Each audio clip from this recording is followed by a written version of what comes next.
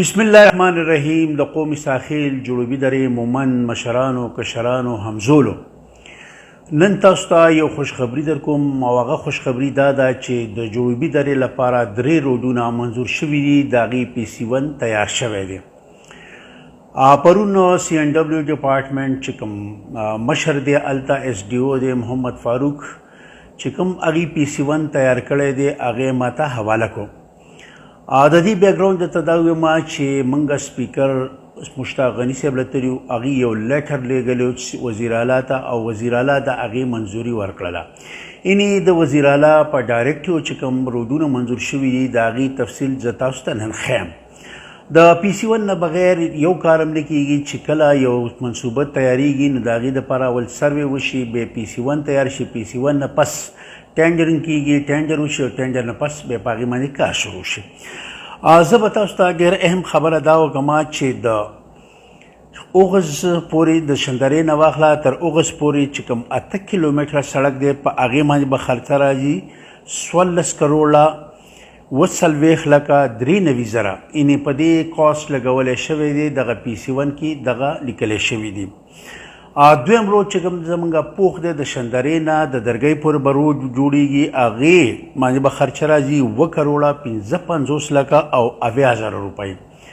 دریم روډ چې کوم دی د اوغز نه د تورې تیږې پورې دی هغه به پوخ بلیک ټاپ روډ وي په هغې باندې به خرچه راځي 6 کروړه 40 لکه روپۍ.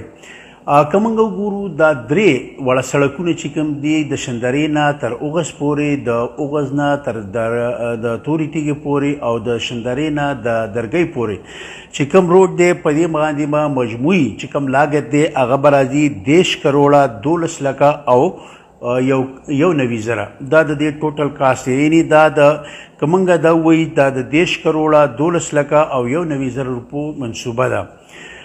بل به زه تاته ویم چې دا کوم PC1 دی د PC1 کې ټول روډونه دغه روډونه شامل شوي دي. په دې کې ارت ورک دپاره څومره دی، روډ کنسټرکشن دپاره څومره دی. یعنې دا د ټیکنیکل خبرې دي. هغه ټیکنیکل خبرې چې کومې دي په هغې ټیکنیکل خلک پوهېږي. موږ د سپیکر ته چې کله درخواست ورکړی په نومبر یعنې ستمبر په 10مه نیټه بیا په 22 اکتوبر باندې وزیر اعلی د دې منظوري ورکړله او CNW چې کوم منظوري د دې ورکړې ده هغه په 27 اکتوبر باندې.